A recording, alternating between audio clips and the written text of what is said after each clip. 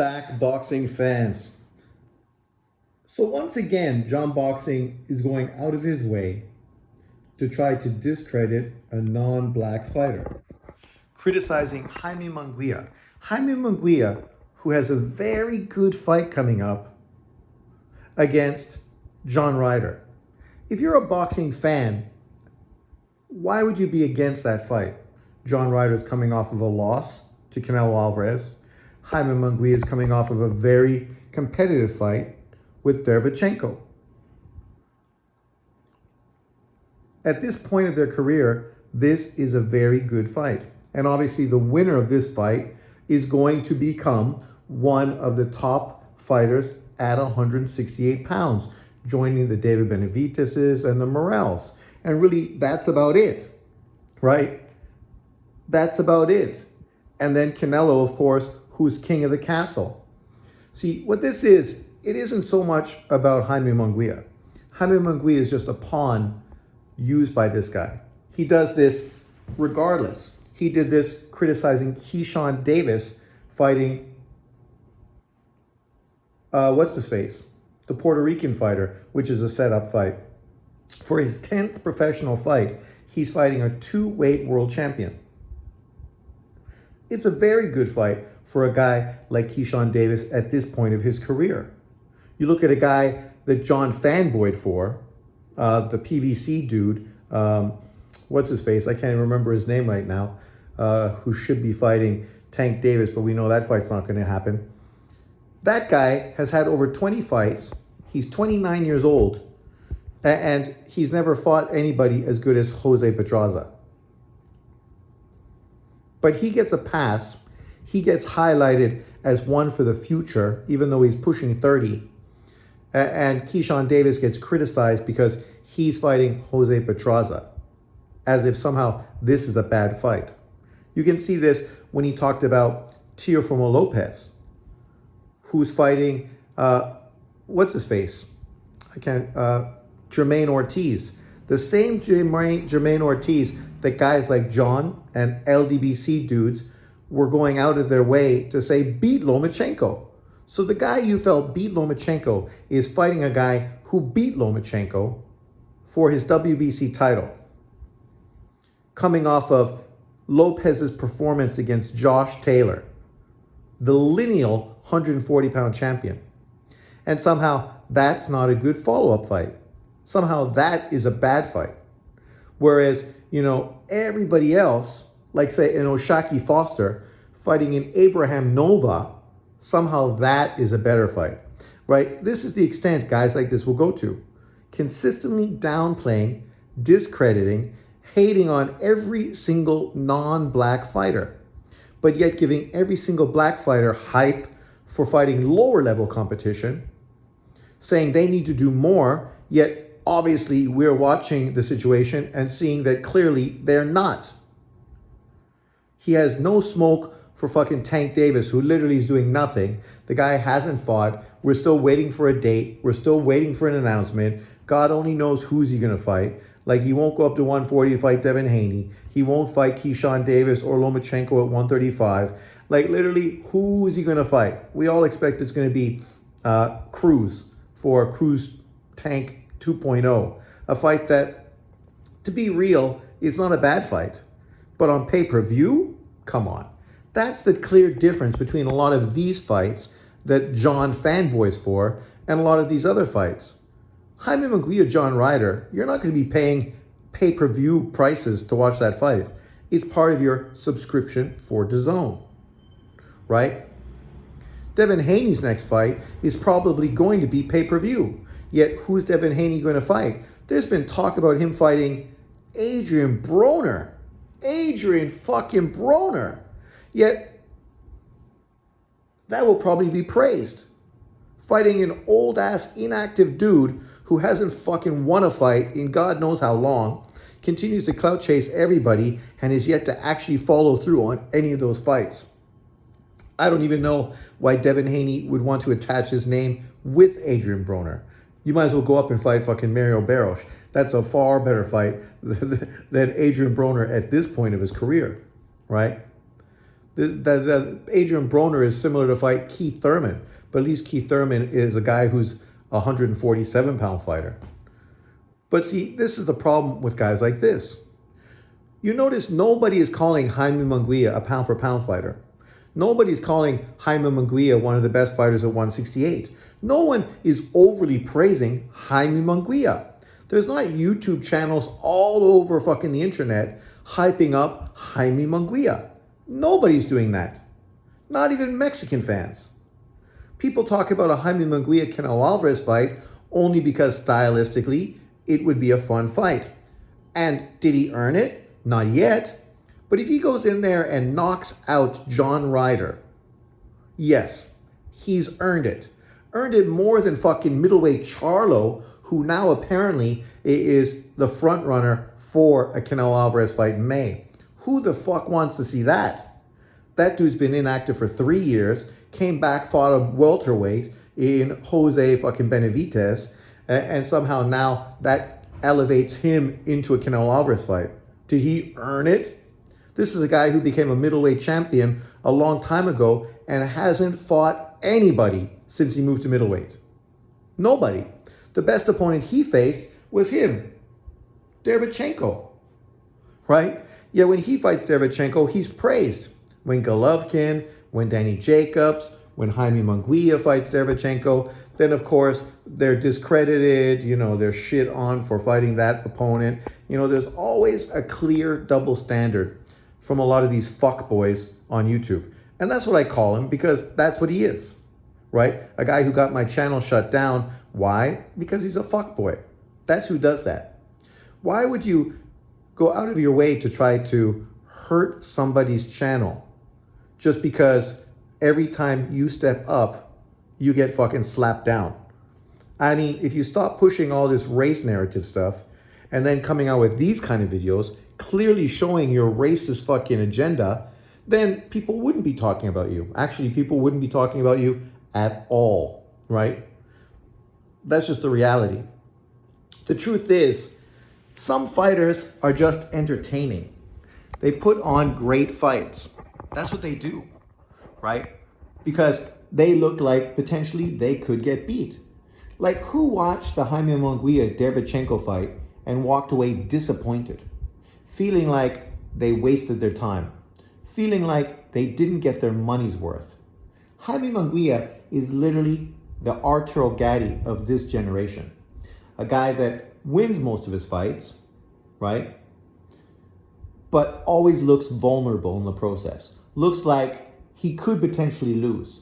And because of that, every single fight is entertaining. And he eventually comes back and does what he has to do and grabs victory from the mouth of defeat. That is entertaining. That is drama. Him against Canelo Alvarez would be a fucking entertaining fight, because what he's going to do is he's going to go at Canelo Alvarez. He's going to throw a shitload of punches, potentially get knocked out in the process, or potentially outwork and potentially beat Canelo Alvarez on the cards. It's possible that that could happen. Canelo, being a counterpuncher, is not the most active fighter. He doesn't throw a high volume of punches, kind of like Wilder, kind of like Tank Davis. And because of that, he can be outworked. He can be outworked, right? To come out and say, oh, because so-and-so is not melanated, what are you talking about? Literally, no one's hating on O'Shaquie Foster for fighting Abraham Nova. No one cares. The majority of fighters at that level, and I mean, the difference is O'Shaquie Foster's a world champion. This guy is not a world champion. It's like when people compare Tyson Fury fighting Ngannou and AJ fighting Ngannou. The clear difference is one guy is a world champion. The other guy is a contender. That's it. Contenders are not held to the same scrutiny, the same criticism that a world champion is held to. People expect more from world champions. So somehow coming out and trying to make this a race thing. What do you mean? How's it a fucking race thing? Like, this is the farthest thing from race. People are excited about the possibility of watching Jaime Munguia fight John Ryder in an all-out battle. A fight John Ryder very well could win.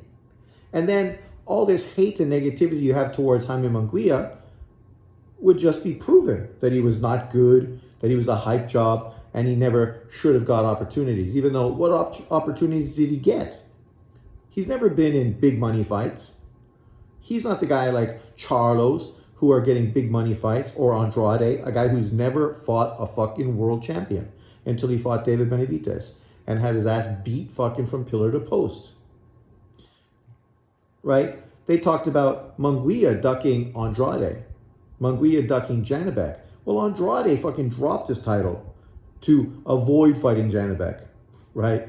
Now, of course, we have Erislandy Lara sitting there holding titles. Janibek is begging for the fight, begging for it, for 3-belt unification. That would be great.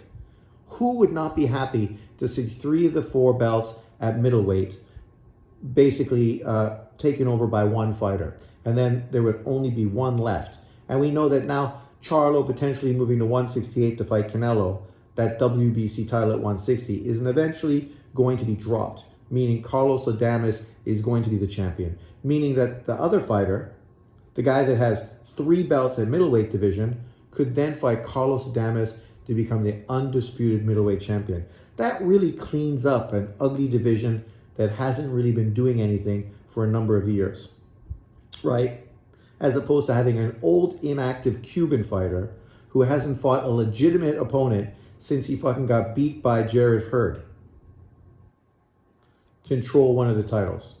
Or an inactive fighter for 3 years who fucking going through mental health issues waiting for a huge payday. Charlo. Like, there's people in boxing you can be critical of. PBC Al Heyman, right? The reality is they don't want to work with other promoters. They don't want to give boxing fans the big fights we want. They'd rather recycle old has-been fighters with younger up-and-comers to try to build their name off of these old refugee fighters, the same way Floyd Mayweather did when he came back after his retirement, fighting a lot of has-been fighters like Ortiz, fucking Mosley, fucking Guerrero, fucking Berto. Those dudes were has-beens. Some of them never were bins, right? And those were the opponents he was fighting, all to do what? Fight on his side of the street and avoid top-ranked fighters, and ultimately to avoid a Manny Pacquiao fight, which people asked for 8 fucking years. 8. We just waited 5 years for Errol Spence and Bud Crawford. And look how that turned out. What a fucking ass whooping. And luckily, it looks like Errol Spence's eye injury is going to stop us from needing to, deal with a second fight, meaning that Bud Crawford potentially can move in another direction. I don't know what direction that is because I don't know what fights are available. I made a video earlier today. Go check that out so we can find out kind of along the lines of what ProBox was talking about, Algieri and Paulie Malignaggi, who talked about that situation and some of the possible situations or scenarios that could play out for Bud Crawford moving forward. Check it out, my video and their video, and leave your comments below. But with this situation, a guy like him, and you can look at his videos, everything is about race. He makes videos about black American fighters who are really irrelevant at this point, haven't done anything really worth talking about. It's nice you want to give them some shine. I ain't hating on that. I mean, it would be better if many YouTube channels continued to talk about boxing. But generally, when you talk about a boxer like that, usually you're talking about them because they have a fight coming up or because they just had a great performance. Then that's when you talk about them. That's when you hype them up to get people to go watch them fight and hopefully see what you see. Randomly just throwing these guys' name out there as if somehow you're doing something great for the sport of boxing, even though by and far those are your least watched videos because the people that subscribe to you don't give a fuck. They'd rather see you go on about race politics because that's the only thing they're interested in. They're not boxing fans. Now you go in and Jaime Munguia as if somehow this shocks the world. As if somebody is going to be upset because you're criticizing Munguia. Nobody fucking cares. Jaime Munguia is not one of the most loved, followed, supported boxers in current boxing. He's not a pound for pound top fighter. He's lucky to even be a top 5 168 pounder. If he beats John Ryder, probably he's going to become a top 5 pound 168 pound fighter. If he beats him. The whole if is, this is a very good fight. At 168 pounds, John Ryder has far more experience, has been in way better opposition, and looked good against a lot of that opposition. Even in losing to Canelo Alvarez, he did far better than most people felt he would. Whether that was Canelo Alvarez sliding or John Ryder just performing better than expected. The reality is now, this fight between him and Jaime Munguia is definitely a fight that's going to be fun to watch. Stylistically, it's potentially fight of the year. And that's the funny thing is, I said that. I made a video talking about this being fight of the year. And of course, this guy then comes out with this video, trying to make it into a race thing. Me saying a fight between John Ryder, a UK fighter, and a Mexican guy in Jaime Munguia is fight of the year is not me slagging off black American fighters. Because at this point, this, and of course the fight we just had recently, the Australian against the Mexican fighter, those probably are going to be two of the highlighted fights of the year at this point of 2024. Of course, it's still only January. We still have 11 more fucking months of boxing, so anything could happen in the time being. But at this point, if you ask most media sources, most YouTubers that aren't fucking race-based haters, most casual fans and hardcore fans, what they think about a Jaime Munguia John Ryder fight, the majority of them would tell you that they think this is going to be a great fight. Stylistically, it's kind of a can't miss matchup between two rugged, aggressive, come forward fighters. And when that happens, shit's gonna fly, right? Punches are gonna fly, people are gonna get hurt, someone's gonna get dropped, and potentially, hopefully, somebody's gonna get knocked the fuck out.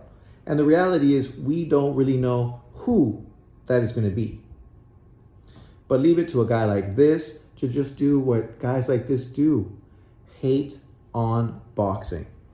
It's the same as all these fucking current American boxing channels who are hating on Saudi Arabia. I mean, you're hating on people that are giving you fights that would not be made if not for Saudi Arabia. If it wasn't for them, their deep pockets, and their willingness to actually work with many different promoters and pay above board to make the fights, many of these fights wouldn't be happening. I hope Crawford and Tim Tszyu fight in Saudi Arabia, both get paid buckets of money, and we get to see Crawford become a 4-weight world champion. That's what I hope. But we'll see what happens. We'll see how this goes forward. I mean, I know one thing for sure. I'm looking forward to watching this fight. It's on DAZN, which means me living in Taiwan, I'm going to have no problem at all watching it. I can watch it right here on my flat screen TV with no fucking problems at all. And it's just as easy as a 1, 2, 3.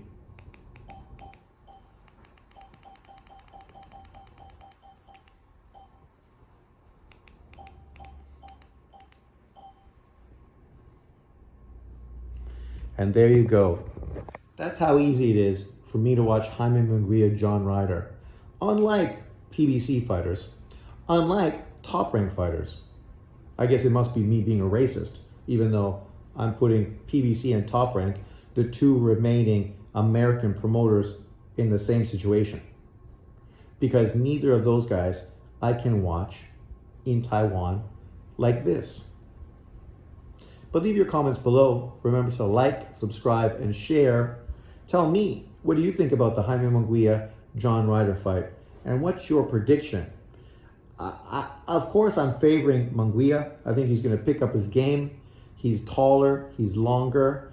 And I think if he's able to use his jab, that could easily be the difference between winning and losing. But the reality is, it's a great fight. I'm looking forward to it. Let me know what you think in the comment section below. Peace out. Enjoy your weekend.